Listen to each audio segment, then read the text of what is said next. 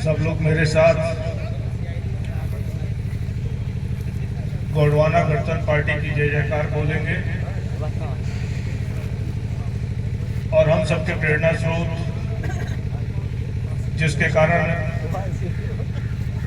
इस आंदोलन को हम लोगों ने अपनाया है, ऐसे हम सबके पूज्य दादा हीरा सिंह मरकाम का भी स्मरण करेंगे। तो मेरे साथ आवाज लगाइए, गोंडवाना गणतंत्र पार्टी जिंदाबाद, गोंडवाना गणतंत्र पार्टी जिंदाबाद, गोंडवाना गणतंत्र पार्टी जिंदाबाद। दादा हीरा सिंह मरकाम अमर रहे, दादा हीरा सिंह मरकाम अमर रहे, दादा हीरा सिंह मरकाम अमर रहे। मंच पर विराजमान हम सबके अगुआ गोंडवाना गणतंत्र पार्टी के राष्ट्रीय अध्यक्ष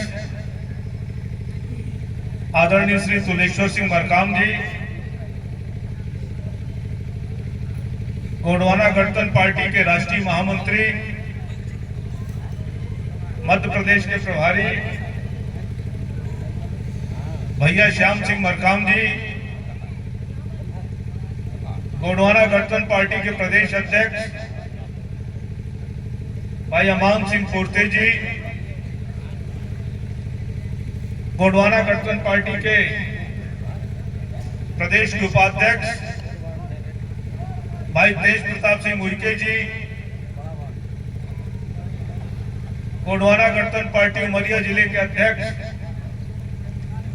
भाई राम प्रतीक गोल जी, रीवा से चलकर हमारे साथ इस सभा में उपस्थित हुए गोंडवाना गणतंत्र पार्टी के वरिष्ठ नेता भाई पुष्पेंद्र सिंह जी, इस कार्यक्रम का कुशल संचालन कर रहे गोंडवाना गणतंत्र पार्टी के प्रदेश महामंत्री भाई राजाबली मरावी जी, और यहाँ पर जो भी मंच में उपस्थित हैं, उनकी उपस्थिति देखकर ये लगता है कि हमारा मंच कितना सशक्त है, कितना मजबूत है। इन सभी पार्टी के पदाधिकारी अधिकारियों के प्रति मैं सेवा जोहार करता हूं, सभी को हाथ जोड़कर प्रणाम करता हूं। और आप सब लोग भी जो इतनी बड़ी संख्या में यहाँ पर उपस्थित हुए हैं, आप सभी को भी मैं प्रणाम करता हूं, सेवा जोहार करता हूं। आप इस सभा में उपस्थित हुए हैं, किन कठिनाइयों का सामना करके आप उपस्थित हुए हैं, इसका अंदाजा मुझे भली भांति है। क्योंकि जब मैं भी आपकी सभा में आ रहा था तो मुझको भी पुलिस ने रोककर पूछताछ किया, कहां से आ रहे हैं, कहां जाएंगे, कौन है आप, गाड़ी का नंबर बताइए, मोबाइल का नंबर बताइए। कोई विदेश में आ रहे हैं क्या उमरिया में? हम क्या उमरिया में आने के लिए किसी पासपोर्ट की जरूरत है कि पुलिस की अनुमति की जरूरत है? हम स्वतंत्र हिंदुस्तान में जी रहे हैं कि नहीं जी रहे हैं? मुझे लगता है कि उमरिया हिंदुस्तान से अलग कट गया है। यहाँ भारत का संविधान नहीं चलता है, यहाँ पुलिस का संविधान चलता है। यहाँ पुलिस से पूछकर हम खाएंगे, यहाँ पुलिस से पूछकर हम पानी पिएंगे, यहाँ पुलिस से पूछकर उमरिया जिले में हम प्रवेश करेंगे, यहाँ पुलिस से पूछकर ही हम उमरिया के बाजारों में घूम सकते, नहीं तो नहीं घूम सकते। भैया इतना बड़ा अन्याय, इतना बड़ा अत्याचार, इतना बड़ा गणतंत्र, कहते हैं हिंदुस्तान गणतंत्र है, लेकिन शेष हिंदुस्तान गणतंत्र होगा, उमरिया में गणतंत्र चल रहा है, गणतंत्र, बंदूक का राज चल रहा है। इसलिए मैं समझ सकता हूं कि कितनी कठिनाइयों से आप सब लोग यहाँ पर इस सभा में उपस्थित हुए हैं। जिनके कलेजे में दम है, जिनके जिगरे में दम है, वही बहादुर शेर बच्चे आज यहाँ पर इस सभा में उपस्थित है। इसलिए मैं दोनों हाथ जोड़कर आप सभी को सेवा जोहार करता हूँ, नमन करता हूँ, प्रणाम करता हूँ और आपकी इस हिम्मत की दाद देता हूँ। साथियों, ये जो सभा हम लोगों ने यहाँ पर आयोजित किया है, ये इसी गणतंत्र के खिलाफ किया है, पुलिस के अत्याचार के विरुद्ध किया है, मध्य प्रदेश सरकार के अन्याय के विरुद्ध किया है, मध्य प्रदेश सरकार की जो नीतियां हैं, मध्य प्रदेश सरकार के जो कार्यक्रम है, मध्य प्रदेश सरकार द्वारा जो आदिवासियों का शोषण किया जा रहा है, गरीबों के हकों को जो मारा जा रहा है, उसके खिलाफ आवाज बुलंद करने के लिए हमने इस सभा का आयोजन किया। आवाज बुलंद करने के लिए अभी पिछले वर्ष की घटना हुई थी, हमारे एक बहादुर साथी राधेश्याम कोकड़िया, उन्होंने इसी अत्याचार अन्याय के खिलाफ आवाज उठाई थी। उनको इसी पुलिस ने बूटों से रौंदा, इसी पुलिस ने उनको जेल में बंद कर दिया। कानून की लड़ाई लड़कर जेल से बाहर आए, 2 महीना नहीं बीता और 2 महीने के अंदर ही उनके ऊपर राष्ट्रपति का केस लागकर उनको फिर से जिला से बदल कर दिया है, जिला से बाहर कर दिया है। कितना बड़ा अन्याय है भाई। ठीक है, पिछले साल जो घटना हुई तो हुई, लेकिन अभी इन 2 महीनों में राधेश्याम कोकड़िया ने कौन सा अपराध कर दिया? इन 2 महीनों में राधेश्याम कोकड़िया ने ऐसी कौन सी घटना कर दिया? इन 2 महीनों में राधेश्याम कोकड़िया ने कौन सा ऐसा गदर मचा दिया जिसके कारण आपने उनको जिला बदल कर दिया? मैं पुलिस प्रशासन को, उमरिया जिले के प्रशासन को चेतावनी देना चाहता हूं, ये संविधान का राज है, किसी के बाप का राज नहीं है।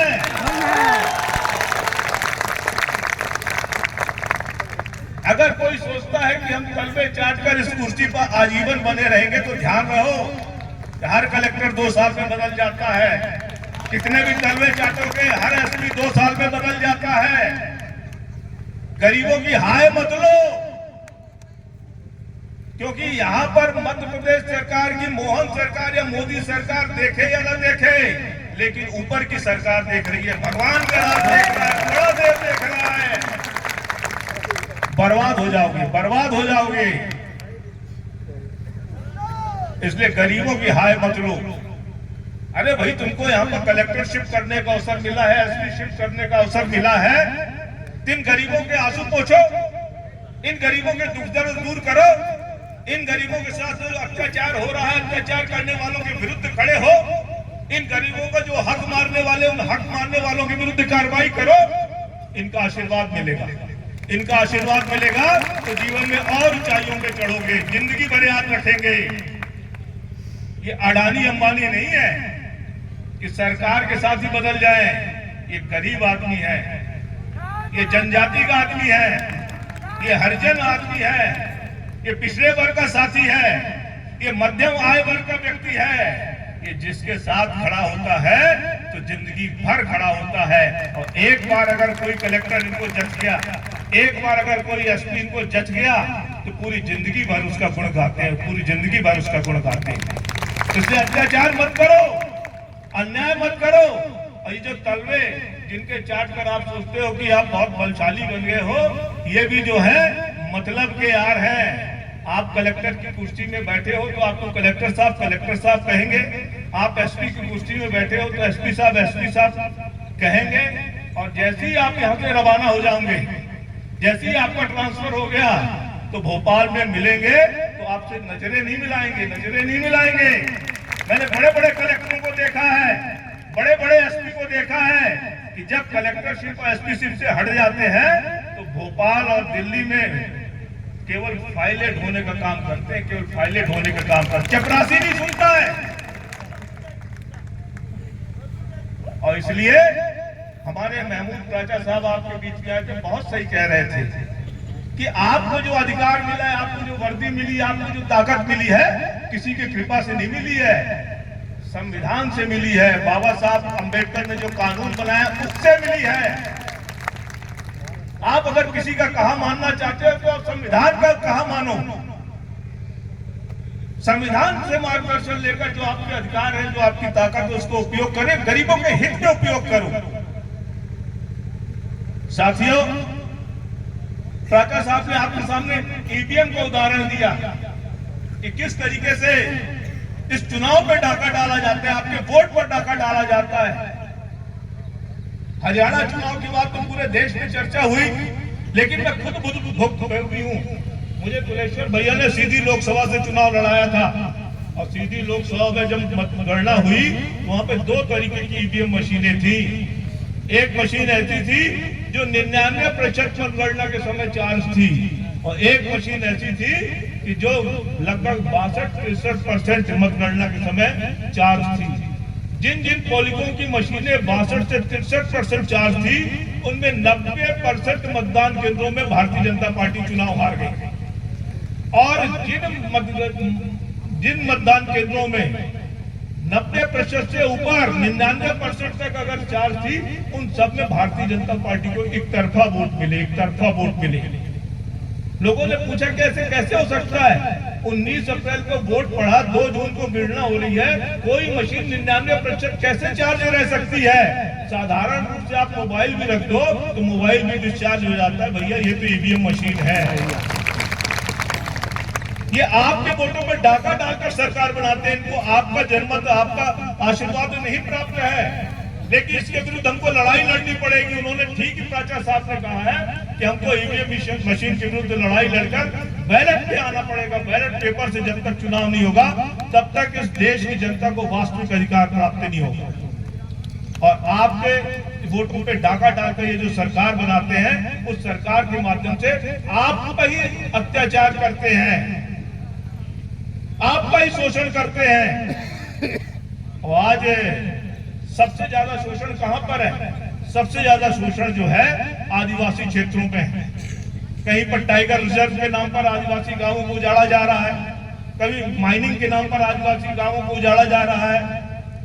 जो ट्राइबल सब प्लान का पैसा है, उस सब प्लान का पैसा आपके नाम पर भोपाल में खर्चा होता है, इंदौर में खर्चा होता है। जो डिस्ट्रिक्ट मिनरल फंड है, उसका पैसा आपकी जमीन से पैदा होता है, लेकिन उसका खर्चा भोपाल में, इंदौर में, जबलपुर में होता है। और कानून बना हुआ है, वो पैसा आप पर खर्चा होना चाहिए। जब से मध्य प्रदेश में भारतीय जनता पार्टी की सरकार आई है 2003 के चुनाव के बाद से, जो मध्य प्रदेश शासन की जमीनें थी, जो किसी कारण से लोग पट्टा नहीं करा पाए, लेकिन वर्षों से काफी जो कास्ट है, उन जमीनों पर पहले आपका कब्जा लिखा जाता था। लेकिन भारतीय जनता पार्टी की सरकार आने के बाद से आपका कब्जा उन जमीनों पर नहीं लिखा जाता है। आपको कोई अधिकार नहीं है कि आप उन जमीनों का पट्टा बनाने के लिए न्यायालय की शरण ले सको। इस तरीके से आपके अधिकार पर डाका डाल रहे हैं। हम गोंडवाना गठबंधन पार्टी ने तय किया है कि हम जमीन की इस लड़ाई को, आपकी इस लड़ाई को आपके सहयोग से, आपके कंधे पर ये वजन डालकर, आपको साथ में लेकर पूरे मध्य प्रदेश में लड़ाई लड़ेंगे।